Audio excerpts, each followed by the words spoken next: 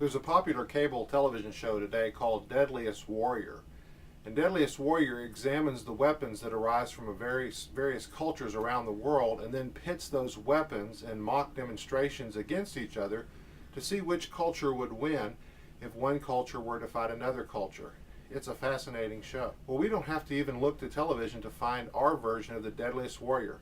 When we look in the Old Testament in 1 Samuel 17, we see the story of David versus Goliath. And David, being challenged by Goliath, the Philistine, who is challenging the people of God, realizes that he has to fight his giant with a weapon that comes out of his own culture. You know the story well. This Philistine challenged the people of God to a battle every day. David came down to bring food to his brothers, and while he was there, he heard the challenge of the Philistine and decided he had to do something about it.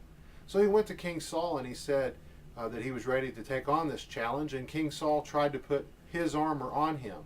Well, David tried on the king's armor and it wouldn't fit. David said, "I can't walk in these."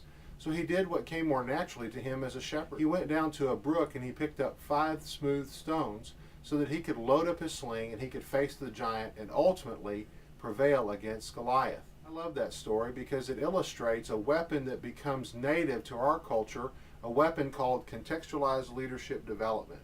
Back in the 1960s, our Southern Baptist seminaries realized that not everyone would have access to a traditional seminary education. So they created contextualized leadership development so that every ethnic group and every people group in the United States and around the world could have a culturally relevant church. And they created a learning pathway so that people wouldn't have to attend a traditional seminary but could still get powerful ministry equipping for their context. Well, David picked 5 smooth stones, and some speculate this is because Goliath had 4 brothers. Now, whether that was the reason or not, I love the audacity of David as he's trying to face his giant. As we today in Minnesota, Wisconsin face our giants, we are faced with some giant needs. First of all, we have about 10.5 million people in the 2 states, and the vast majority of those people have not heard the gospel or do not have access to an evangelical church where they can enjoy the good news and all that it implies. And so we have the challenge of getting that out and the word out and equipping people to start new churches and be available to share the gospel with people. A second great need we have is the need for people to lead that come from here. Now, we're led capably by many people across the 2 states, but people who have come from this culture, who get this culture, know the language, know how to speak to people, and know how to relate here in a way that someone who's moved here just doesn't have. A third great need that we have is the need for these faith communities and churches to be led effectively. It's not enough just to have someone fulfilling the role of pastor, but they need to know how to lead effectively and how to connect their people with God and with their communities. A fourth giant need that we see that's a big issue for us is just the sheer geography of trying to deliver training across 2 states. Just to reach these 2 states and where everyone lives with adequate training is a huge need to be overcome. And finally, the last giant need that we face is the need to establish more churches that have an agenda for church planting. We need to plant churches from islands of strength, from churches who have an agenda to start new churches.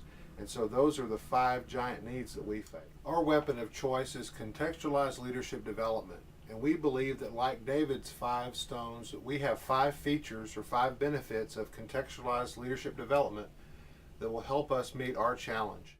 The first smooth stone is the fact that CLD is accessible. Anyone with an internet connection that can connect to gotomeeting.com can participate in our coursework in real time throughout the week. Our second smooth stone is that CLD instruction is affordable. At $85 a month, anyone serious about pursuing a theological education can afford that type of tuition and can get in and learn what they need. Our third smooth stone is that it's accredited.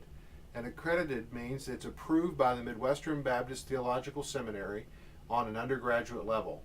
All of our faculty are approved, all of our course materials are approved, and that gives churches the confidence to be able to call people who've been trained by an accredited program from one of our 6 Southern Baptist seminaries.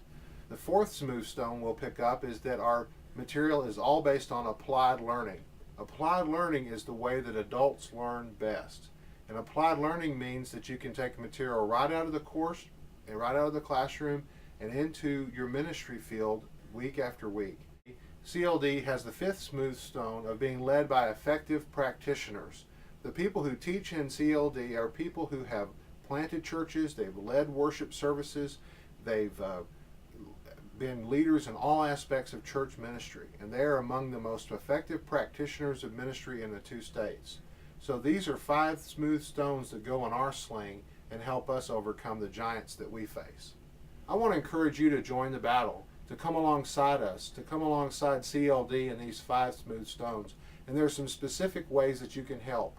Perhaps today you know of a student who tried at one time to do some theological education, but now the clock has stopped for them and they haven't continued in that. We would love to have that referral. Perhaps you're a pastor and you'd be interested in teaching CLD, that you'd be interested in being an instructor. We would love to have that knowledge of your interest so that we could see whether you might be approved by Midwestern as a faculty, or you might be able to come in and teach some of our courses as a guest instructor for several lectures. Maybe today you're thinking of a people group that we've never considered to providing a CLD for. And if you can think of a group that would benefit greatly from having a targeted, focused training for ministry preparation, we would love to know about that people group. Maybe today you're thinking of another evangelical group of ministers or people in your church, maybe a pastor's prayer fellowship or some other ministerial group that would benefit from hearing about CLD, who would join hands with us in this kingdom effort to prepare people for Christian ministry. However you can help, we encourage you to do so. We want you to join us in the battle, because I believe with God's help and with CLD as our sling and our weapon, that we too will become the deadliest warriors.